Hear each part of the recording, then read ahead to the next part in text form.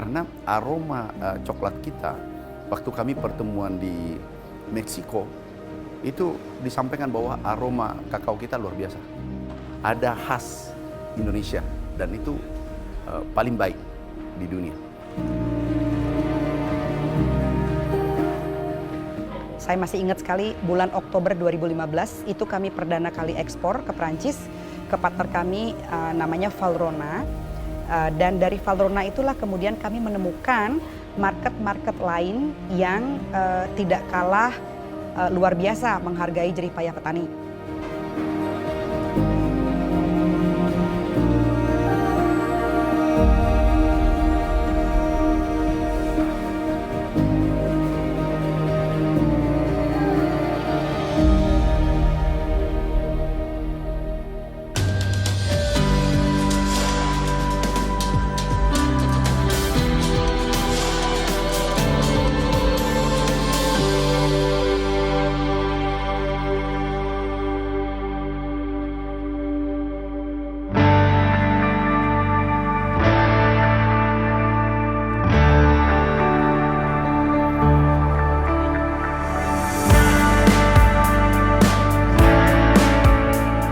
Kakao di Indonesia itu dimulai sebetulnya jauh beberapa abad yang lalu.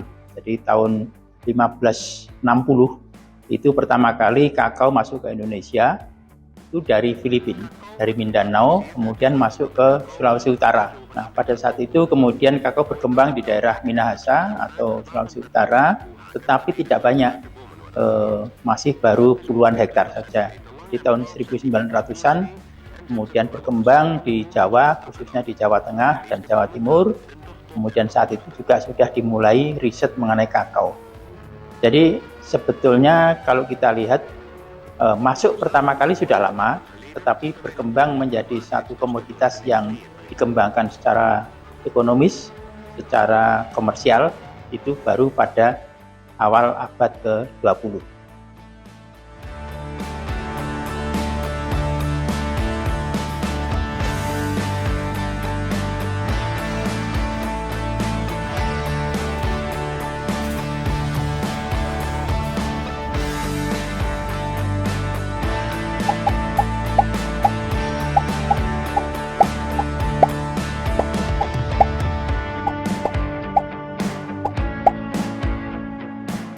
Ini tantangan yang dihadapi oleh para petani. Jadi ada harga, kemudian harga kondisi iklim, kemudian juga kesuburan tanah yang turun, kemudian juga petani tidak mampu membeli pupuk untuk menambah kesuburan tanah. Ini tantangan bagi para petani. Tetapi juga kita punya peluang sebetulnya. Kalau semua itu bisa kita atasi, peluangnya adalah kalau andaikan petani itu bisa meningkatkan produksi, maka semua produksi itu bisa diserap oleh industri yang ada di dalam negeri.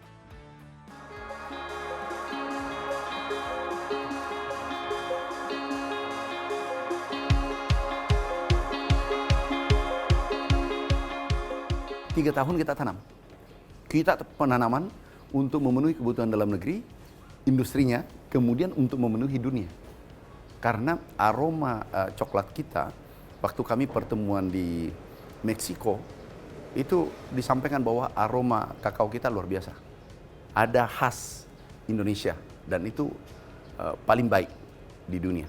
Membuat penanaman baru untuk memenuhi industri yang kita bangun untuk hilirisasi. Kemudian nantinya yang kita ekspor adalah barang jadi. Bisa naik 10 kali lipat, 20 kali lipat, bahkan 100 kali lipat. Itu daerah-daerah yang agroklimatnya cocok. Nggak bisa ditanam sembarang tempat. Jadi kita memberikan bantuan bibit berdasarkan keunggulan komparatif setempat. Dari segi budaya, kemudian dari segi agroklimatnya. Nah, insya Allah ini pasti berhasil.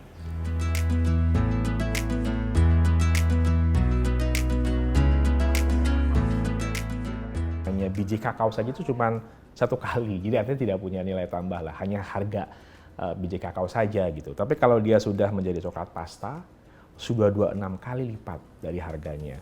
Lemak kakao 3,3 kali. Bubuk kakao bisa 1,5 kali, bahkan coklat artisan yang tadi saya sampaikan, beer to bun, ya bean to bar, artinya bean to coklat bean-nya ya, menjadi bar to batang gitu, itu sampai 6,4 sampai 10,7 kali nilai tambahnya. Bicara hilirisasi sebetulnya ada 3 ya kalau kami pelajari itu ada industri pengolahan kakao, industri coklat artisan, dan industri pengolahan coklat. Nah ini yang sebetulnya beberapa perusahaan yang kami nanti masuk untuk bisa lakukan pembinaan, khususnya saya di Deputi Usaha Menengah, supaya dia bisa mengagregasi dari para petani kakao tadi melakukan hilirisasi. Menurut catatan kami hanya baru 31 perusahaan di artisan. Sementara di industri pengolahan ada 11 perusahaan dan industri pengolahan coklat kita ada 903 perusahaan.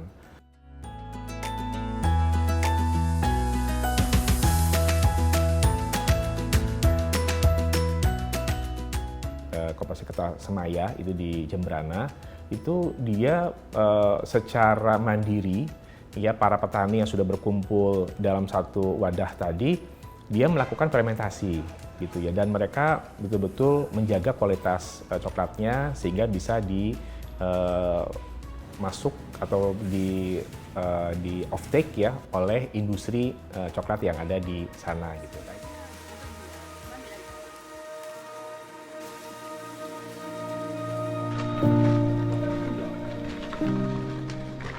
Kalau semua anak muda tidak ada yang mau terjun di bidang pertanian, pasti saya rasakan ke depannya negara pasti bakal sedikit menurun lah dari pemasukan pangan.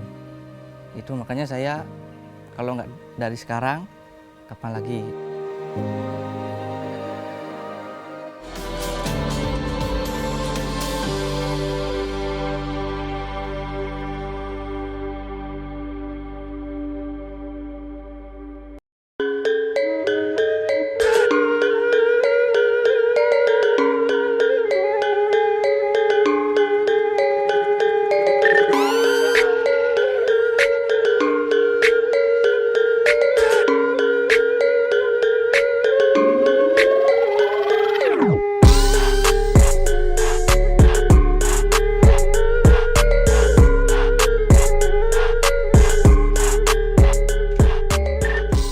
Perkenalkan, nama saya Ketut Sudomo, jadi lahir tahun 1951, jadi kurang lebih sekitar 75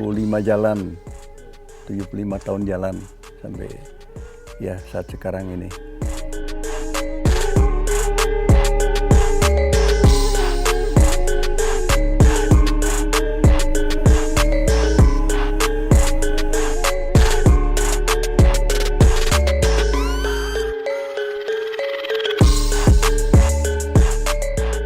Jadi kami di sini sebagai generasi kedua ya, boleh dikatakan generasi kedua sebelum orang tua kami.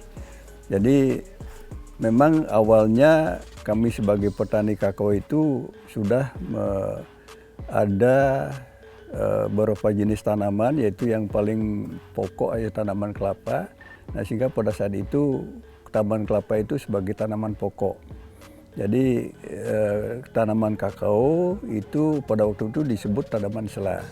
Nah, karena mungkin jarak tanam itu bisa katakanlah lebih rapat kalau dibandingkan dengan tanaman-tanaman lain, yaitu dia sekarang memang sangat mendominasi lah, dan sekaligus juga dari segi penghasilan kami sangat mendapatkan suatu katakanlah boleh dikatakan pendapatan yang memang betul-betul sangat bermanfaat sekali bagi kami sebagai petani dan termasuk keluarga besar, yaitu untuk keluarga, untuk anak, kebutuhan sekolah dan lain sebagainya.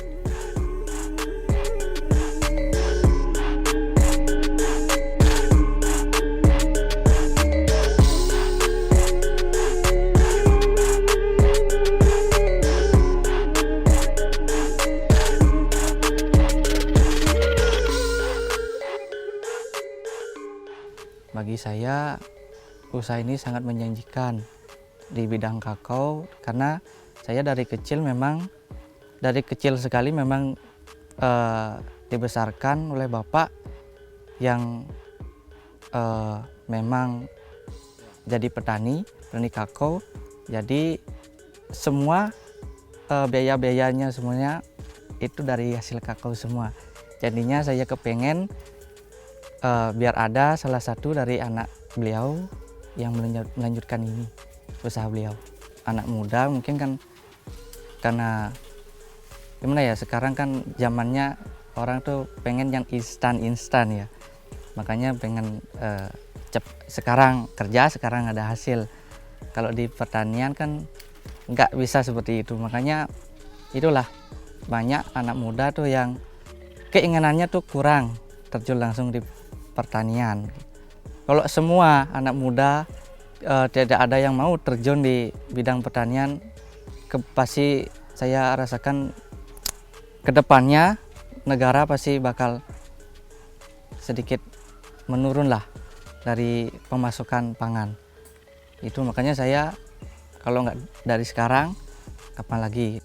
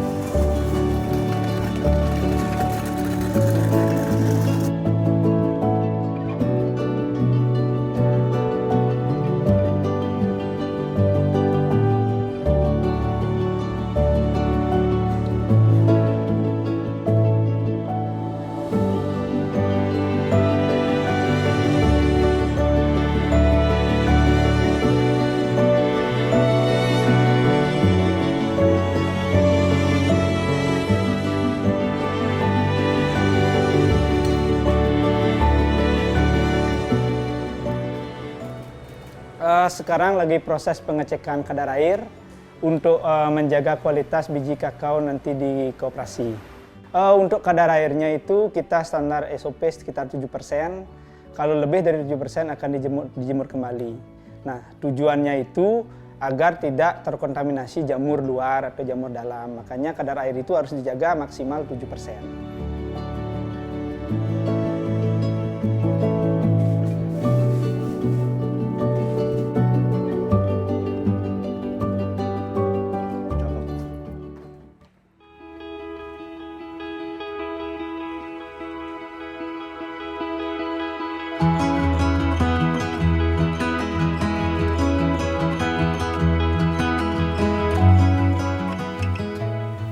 Kita akhirnya mendapat secara khusus KSS itu 2023. Itu kita tidak pernah menyangka bahwa kita dinobatkan mendapat Silver Award. Walaupun di sana kita bisa melihat bahkan negara-negara penghasil kakao yang baik itu mendapatkan perunggu bahkan gitu kan. Ini bagi kita penghargaan yang luar biasa karena kita merasa bukan sekedar hanya award Silver Award, tetapi kita merasa itu sebagai Diamond Award gitu kan. Karena kita yang secara jenis kita masih Forastero dari kasta terendah gitu kan. yang kita lakukan itu dari kasta-kasta tertinggi yaitu Criollo. Sehingga kita merasa sangat pede sekali berada di sana. Karena kita dari kasta terendah bisa disetarakan dengan kasta tertinggi di dunia kakao.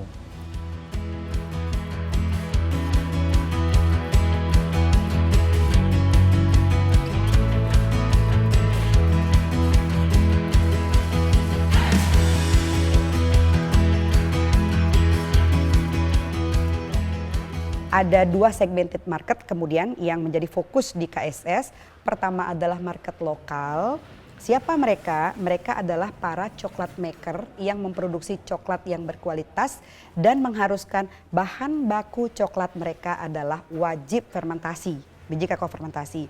Kemudian di sisi yang lain kami juga berjuang untuk melakukan proses ekspor. Tahun 2015 itu sebenarnya milestone kami pertama.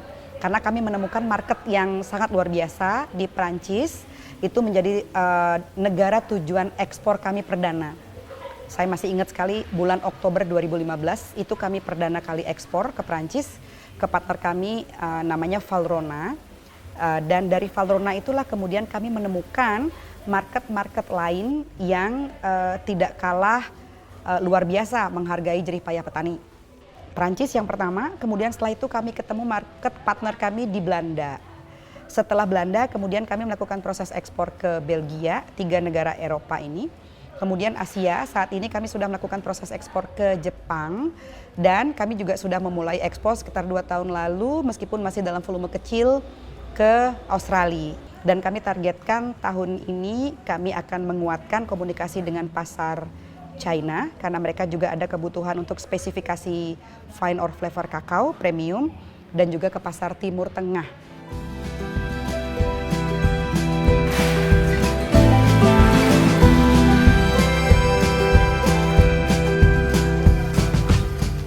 Ya, saya ingin sebenarnya kakao itu menjadi lifestyle gaya hidup masyarakat, tidak hanya Jembrana gitu, tetapi masyarakat Bali, masyarakat di Nusantara, seperti tradisi ngopi. Kenapa kita tidak membuat juga tradisi minum coklat? Dari kakao mereka itu sangat banyak flavor notes yang tidak ada di kakao lainnya. Misalnya flavor seperti fruity-nya citrus dibarengi dengan hints of honey gitu. It's very unique. Fermentasi itu cara penting sekali untuk kita melakukan ketahanan ekonomi yang ada di hulu. Kenapa? Karena harganya itu memang harga yang premium gitu.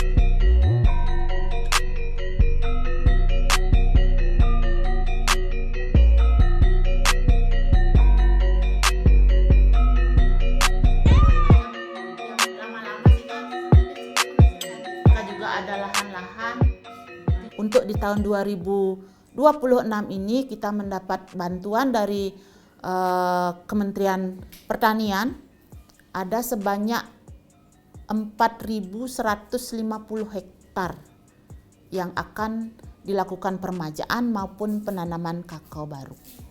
Itu harapannya kalau misalnya sekarang ditanam 3-4 tahun lagi itu sudah berproduksi. Sehingga produktivitas lahan perkebunan, karena ini bibitnya adalah klon unggul yang diberikan oleh pusat, harapan kita produktivitas lahan kita meningkat dan produksi kakao di Jembrana juga meningkat.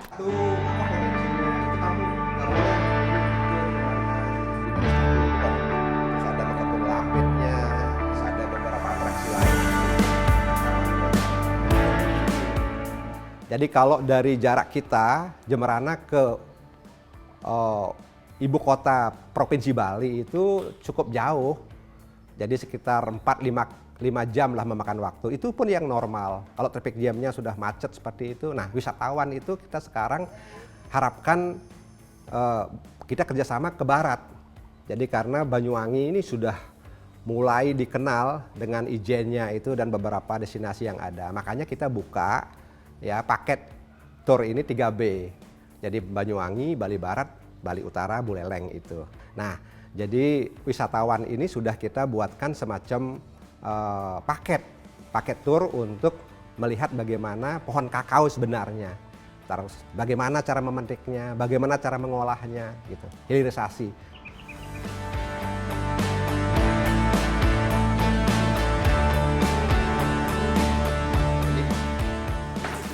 Ya, saya ingin sebenarnya kakao itu menjadi lifestyle gaya hidup masyarakat, tidak hanya Jembrana gitu, tetapi masyarakat Bali, bahkan masyarakat di Nusantara.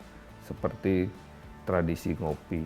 Kenapa kita tidak membuat juga tradisi minum coklat? Kan juga sehat, kan begitu. Nah, ini juga perlu kerja keras kita. Ya, kita berikan payung hukum berupa perda. Kita membuat perda perlindungan dan pelestarian kakao ini, yaitu Perda 8 tahun 2020. Ya, kebijakan yang kami ambil bagaimana itu dari hulu sampai hilir. Dari awal kami himbau untuk bagaimana masyarakat, terutama perkantoran, bisa menanam kakao di halaman-halaman kantor sebagai simbol, sebagai fundamental sebuah maskot yang hidup gitu.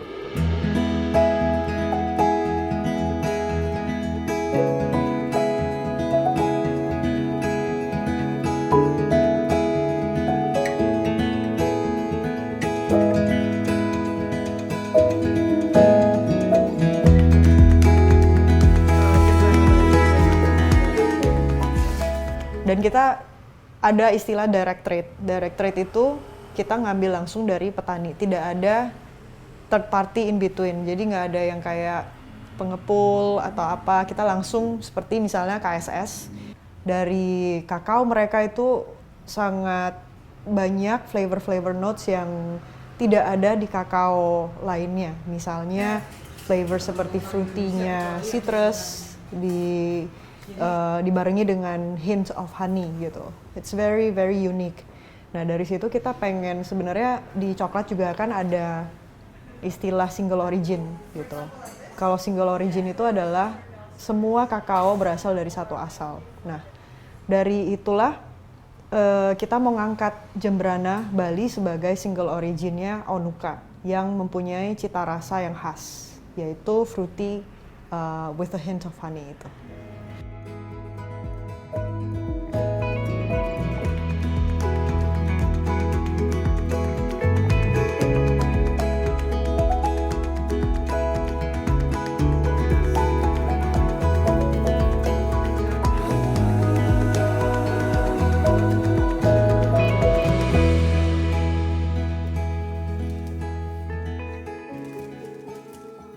Menurut saya kakao dari Jembrana ini adalah suatu bukti ya sebenarnya bahwa kakao Indonesia itu bisa bagus kalau post harvestnya benar-benar dikerjakan dengan baik dan benar, dan nilai jualnya juga lebih tinggi.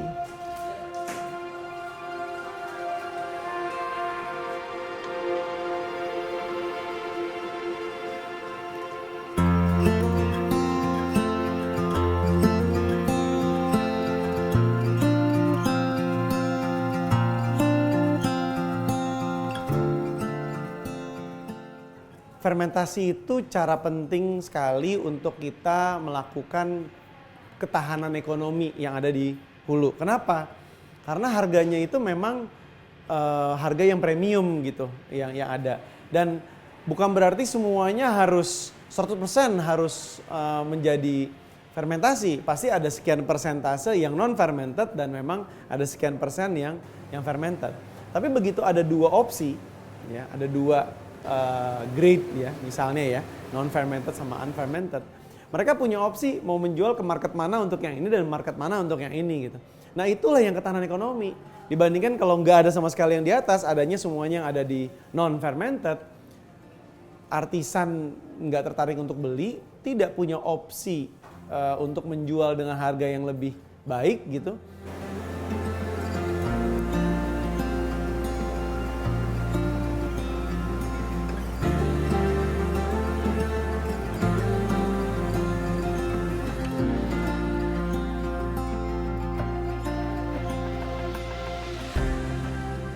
Jadi sekarang memang mental picture-nya masih kanvas putih analoginya, tapi yuk kita isi dengan memperlihatkan potensi-potensi coklat fine flavor koko dengan pemain-pemain yang beragam supaya mereka punya mental picture orang-orang luar negeri terhadap Indonesia. Kalau kita mau nyobain coklat yang terenak, salah satu enak di dunia, harus cobain coklat Indonesia sih gitu.